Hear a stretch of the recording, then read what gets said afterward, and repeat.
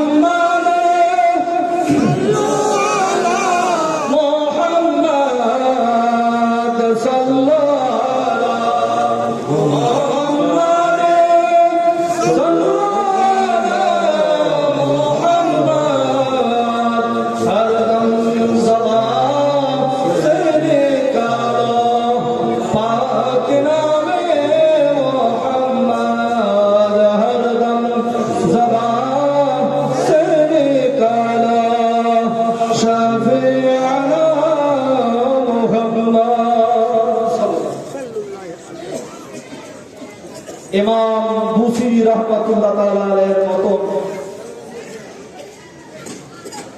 বিশিষ্ট ব্যক্তিরা, মহামানবরা আকাশ থেকে টপকে পড়েন না, এই মায়ের উদর থেকে এসে কিনারা এই জগতে যা কিছু হওয়ার হয়েছে।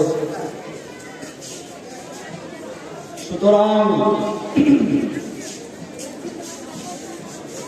আমাদের সন্তান সন্ততিকে ওইভাবে তৈরি করতে হবে যেন নবীর ওফাদার হয়, নবীর গাদ্দার না হয়। সেই জন্য পড়েছিলাম ক্বালা রাব্বি হাবলি মিন লাদুনকা যুররিয়াতান তাইয়্যিবা ইন্নাকা সামিউদ দুআ। হযরত জাকারিয়া আল্লাহর একজন নবী আলাইহিস সালাম আল্লাহর কাছে দোয়া করলেন, হে আল্লাহ আমাকে দান করুন যুররিয়াতান তাইয়্যিবা, পবিত্র সন্তান। ইন্নাকা সামিউদ দুআ, নিশ্চয় আপনি দোয়া কবুল করেন। আল্লাহর কাছে দোয়া করলেন হযরত জাকারিয়া আলাইহিস সালাম, আল্লাহর নবী। আল্লাহর নবীরা যে দোয়া করেছেন কখনো দুনিয়ার জিনিসের দোয়া করেন না। আল্লাহর নবী দোয়া করছেন মানে সন্তান সন্ততি, এটাও একটা আল্লাহর বড় নিয়ামত। আর নিয়ামত কেন বা হবে না? তার কারণ এটা তো দুনিয়ার একটা নিয়ম বৈশিষ্ট্য, যে এসেছে যাওয়ার জন্য এসেছে, সে চলে যাবে। ধারাবাহিক ভাবে একে অপরের হাত ধরতেই থাকবে। ইসলামকে বজায় আজ আমরা রেখেছি, কাল আমার ছেলেরা রাখবে, পোতারা রাখবে, ইত্যাদি ইত্যাদি, কিয়ামত পর্যন্ত এই সিলসিলা থেকেই যাবে। সুতরাং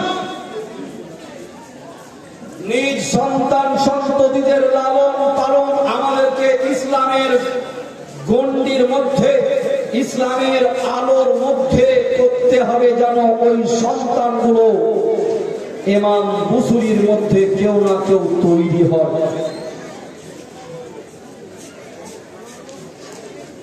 কিন্তু আজ আমরা নিজের সন্তানদের সম্পর্কে সজাগ নয়। মুসলিম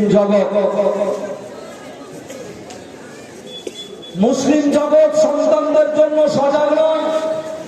কিন্তু আপনি ভাবুন তো, যে ইসলাম পুঙ্খানুপুঙ্খভাবে প্রত্যেকটা জিনিসের কথা বলেছে, তো এমন একটা অমূল্য পর্ব শিশুর লালন পালন, সে বিষয়ে কি ইসলাম কিছু বলেন? এই শিশুরাই আমাদের ভবিষ্যৎ, শিশুরাই পরবর্তীতে শাসক প্রশাসক হবে। এই শিশুদের মধ্য থেকে কেউ আল্লাহর ওলি হবে, এই শিশুদের মধ্য থেকে কেউ আলেম হবে, এই শিশুদের মধ্য থেকে কেউ মুজাহিদ হবে। তো এত বড় একটা পর্ব, সেই পর্বকে কি ইসলাম তৃষ্ণার্ত রেখে দিয়েছে? সেই সম্পর্কে কিছু বলেনি। না না, ইসলাম প্রত্যেকটা বিষয়ে পুঙ্খানুপুঙ্খ ভাবে যেমন বলেছে, ঠিক ছেলেদের লালন পালন সম্পর্কে ইসলাম আমাদেরকে শিক্ষা দিয়েছে। যে ইসলাম বলছে আমাদের পিতা মাতাকে দোয়া করা শিখাচ্ছে। রব্বানা হাব লানা মিন আজওয়াজিনা ওয়া যুররিয়াতিনা কুররাতা আ'য়ুনিন ওয়াজআলনা লিল মুত্তাকিনা ইমামা।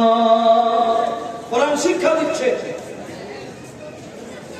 এইভাবে দোয়া করো, হে আল্লাহ আমার বিবিগণ এবং সন্তান সন্ততি এমন দাও যাদেরকে দেখে আমার যেন পরাণ জুড়িয়ে যায়, আর চোখ ঠান্ডা হয়ে যায়। কোরআন এভাবে দোয়া করতে বলছে। কিন্তু হাইরে আমরা মুসলমান, আমরা একে অপরের কাছে বলি যে আমার বেটাটাই আমি শয়তান। কিন্তু এই মুসলমান, কোরআন আমাদেরকে শিক্ষা দিতে চাইছে যে তোমরা আল্লাহর কাছে হাত তুলে দোয়া করো। পিতামাতা হিসেবে তোমার সন্তানকে সুপথ আল্লাহ দেখাবেন, তোমার সন্তানকে বাস্তবে সন্তান রূপে মানব রূপে গড়ে আল্লাহ তুলবেন। তুমি একটা মাধ্যম মাত্র, তাই আল্লাহর কাছে হাত তুলে দোয়া করো নিজ সন্তান সন্ততিদের জন্য। কিন্তু আমরা কি করে থাকি? হ্যাঁ, লাঠি নিয়ে অবশ্যই দৌড়াই, শুনবি হে মুসলমানও। সুবহানাল্লাহ, রাসূলুল্লাহ সাল্লাল্লাহু তাআলা আলাইহি ওয়াসাল্লাম দ্বিতীয় হাদিস শরীফের মধ্যে বলেন, ইবনে মাজাহ হাদিস শরীফে বর্ণিত, দুআউল ওয়ালিদ লিওয়ালাদিহি কা দুআইন নবী লিউম্মতিহি। কত মূল্যবান হাদিসটা আপনি বুঝতে পারলেন? নবীজি বলছেন, একজন বাবার দোয়া